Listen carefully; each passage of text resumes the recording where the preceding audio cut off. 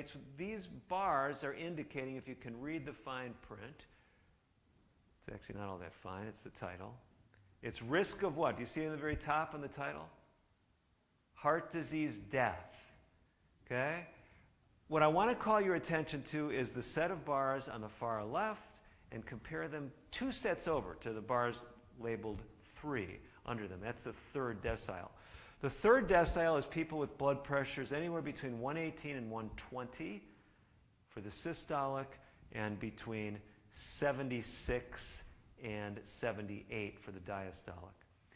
And what this graph shows, whether you can good at reading graphs or not, it shows as you go from a blood pressure that everyone considers normal, below 112, so 110, 108, go up to another blood pressure that everyone considers normal, like 118, you increase your risk of dying from a heart attack by 30%.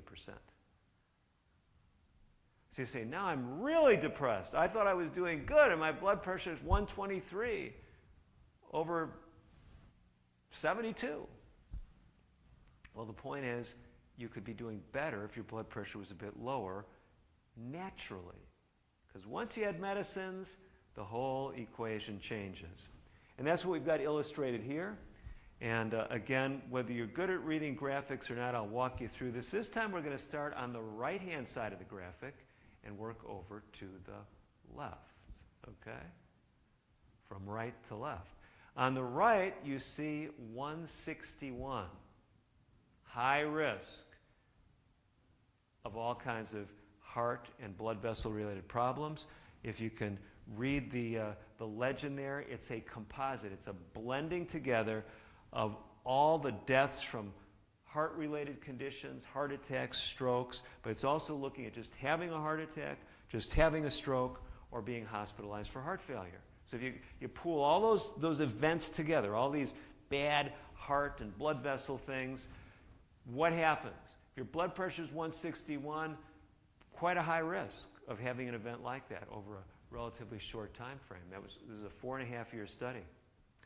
If you take medicine, this is a medication-related study, and you get your blood pressure down into the 140s, you dramatically decrease your risk.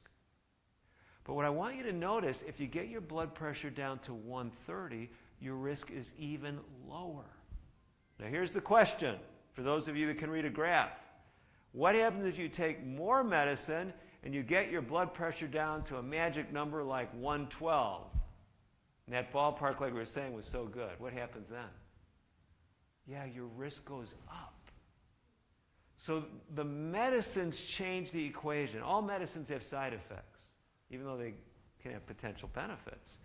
So the solution is not just taking a bunch more pills and getting your blood pressure as low as you can. So let me give you just a couple other key messages, and then we'll talk about things you can do. Here's key message number 6. The costs of medications, the side effects of medications, in some places in the world, the lack of availability of medications is one of the things that's driving a huge problem. And that huge problem is many people do not have their blood pressure controlled. Okay? A lot of people walking around here in the United States, as many as half of them with high blood pressure, their blood pressure is not controlled. So you say, well, I was on blood pressure medicines once, and I stopped them. By the way, it's a common story, if that's a story that's true of you. And let me tell you a true story. Some years ago, I was working in a health center where we were known for using natural therapies. And a woman came into my practice, and she told me a very interesting story. Just some 8 months before, she had been in the doctor's office. She felt perfectly fine. I forget why she was there. Maybe she needed an exam for placement in a job, or I don't know what the situation was, but she wasn't sick. She was in there for some reason. And the doctor reached into his drawer, and he took out this piece of cloth. And the cloth had Velcro on it. He wrapped it around her arm, and there was this tube that was hanging from it, like a ball or something at the end of the tube, and he started squeezing it. How many of you are mystified as to what he was doing? You know exactly. He's checking her blood pressure, okay? And when he finished checking her blood pressure, you know what he said? You've got high blood pressure. And before that woman walked out of the office, what do you think she had in her hand? A prescription for blood pressure medication. That's exactly right. Now remember, that was 8 months before I saw her.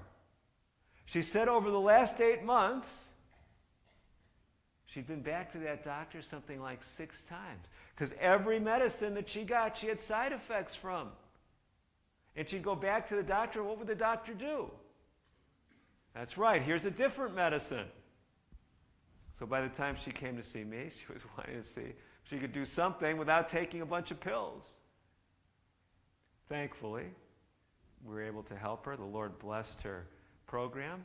And last time I checked, it was some years after I had even left that practice, I remembered who she was and followed up with her, and her blood pressure was still good.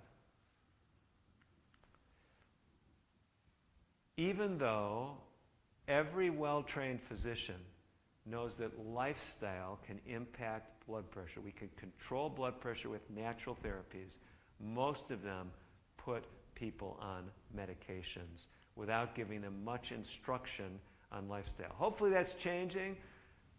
A lot of people in the profession are trying to educate their peers, but medication for many people seems to be the first thing they resort to. Well, let's be fair. We could talk about side effects of medicines, but if we're going to be fair, we've got to contrast it with what happens if you don't take the pill and don't treat the condition, right? I mean, there's a lot of people that take very toxic medications. I was actually just talking with one of them on the phone today. This gentleman, out of state, has cancer, and he's taking some very strong chemotherapy. Why would he do something like that?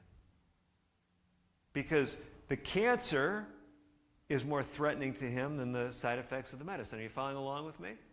So if we're going to be fair, we're not just going to say, oh, well, you can have all these side effects from blood pressure medicine. We've got to look at the typical symptoms of untreated high blood pressure.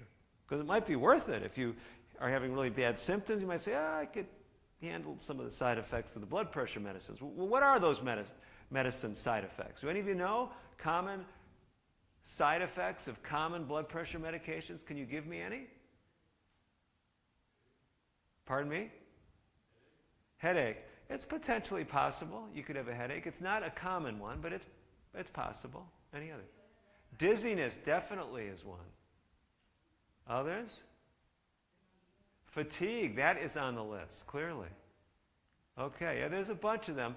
Let me just go through a list for you, okay? Frequent urination is actually quite common because many of the blood pressure medicines are what we call diuretics, or they have a diuretic mixed in with the pill. How many of you, don't raise your hands, of course, how many of you think you could live going to the bathroom, urinating a little bit more? You'd say, well, I wouldn't sign up for that, but in the grand scheme of life, I could probably go to the bathroom a few more times a day and it wouldn't be the end of my life, right? So maybe you could put up with that, but you mentioned there's some other things that don't sound as good to most of us. Not that the first one sounded all that good, but fatigue.